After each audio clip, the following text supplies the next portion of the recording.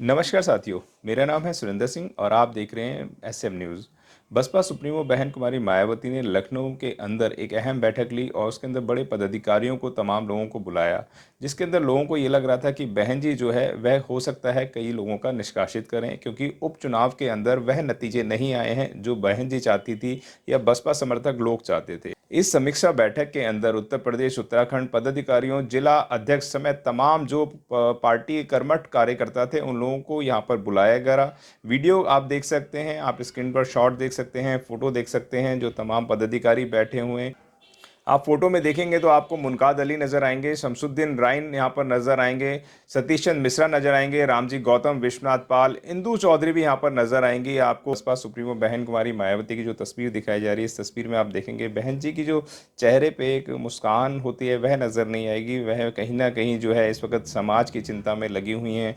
कहीं ना कहीं जो पद अधिकारी हैं उनके अनुकूल कार्य नहीं कर रहे, यानी कि जो बहन जी की बात को नहीं मानते हैं, सुनते नहीं हैं। लेकिन दूसरे पदाधिकारी बहन जी एकदम से नहीं बदल सकती हैं। बीएसपी जो है बहुत नज़दीकी से हारी है, बहुत कम 1300 वोटों से, 500 वोटों से, 700 वोटों से, इस तरीके से भी हारी है बसपा।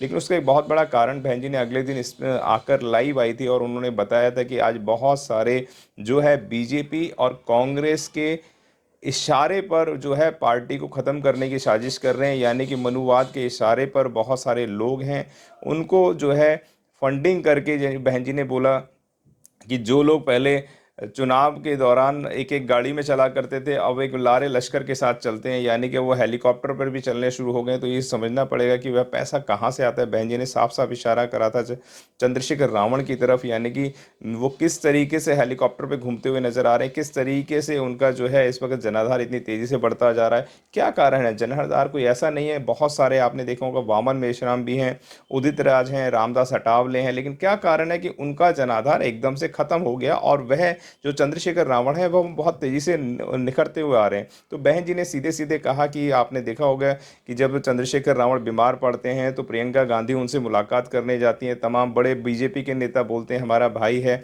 इस तरीके के स्टेटमेंट भी देखने को मिलते हैं।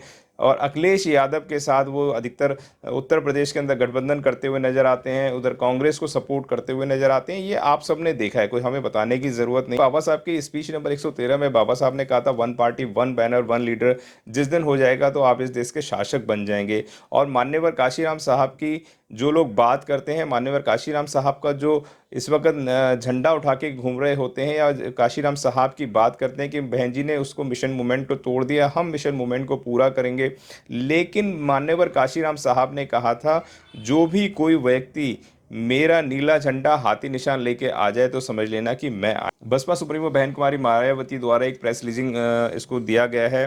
जितने भी मीडिया बंधु हैं उनके लिए उन्होंने लिखा है कि बीएसपी प्रमुख सुश्री मायावती जी द्वारा आज यहां उत्तर प्रदेश व उत्तराखंड राज्य के वरिष्ठ पदाधिकारियों द्वारा जिला अध्यक्ष सहित पार्टी के अन्य सभी जिम्मेदार लोगों से देश व समाज को संकीर्ण जातिवाद एवं सांप्रदायिक तत्वों की जकड़ से निकालने के लिए खासकर दलित व अन्य अम्बेडकरवादी बहुजनों को एकजुट होकर सत्ता की मास्टर चाबी प्राप्त के लिए संघर्ष को और मजबूत तीव्र करने का आह्वान भी करा है। यानी कि जो लोग बाबा साहब के सपने को देखना चाहते हैं, जो लोग सम्राट अशोक के सपने को देखना चाहते हैं, उनको जो मिशन मूवमेंट की बात करते हैं, महापुरुषों की बात करते हैं, उनको बीएसपी को फिर दोबारा लाना पड़ेगा। बहन जी ने आह्वान किया। इस बैठक में बहन जी ने भी बहुत महत्वपूर्ण फैसले लिए हैं।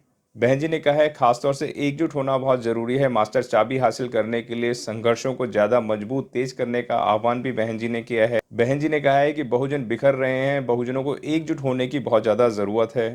बहन जी ने यह भी कहा है कि हमें किसी भी कीमत पर एकजुट होना ही पड़ेगा, मास्टर चाबी है उसे हासिल करना ही पड़ेगा, तभी मान्यवर साहब बाबा साहब का जो अधूरा सपना था उसे पूरा करना पड़ेगा।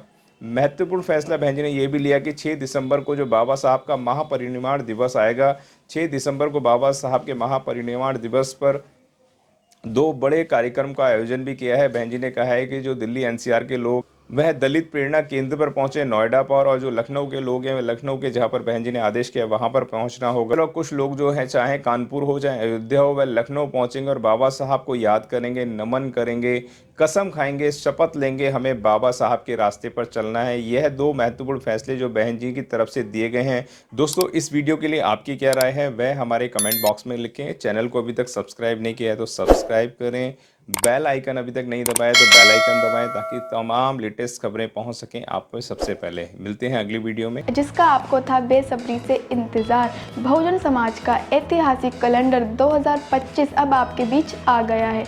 आप अपना कैलेंडर आज ही बुक करवाएं। आप मुझे मेरे नंबर पर कॉल कर सकते हैं या अपना कैलेंडर बुक कराने के लिए मुझे व्हाट्सएप भी कर सकते हैं। मेरा नंबर है 9910886670।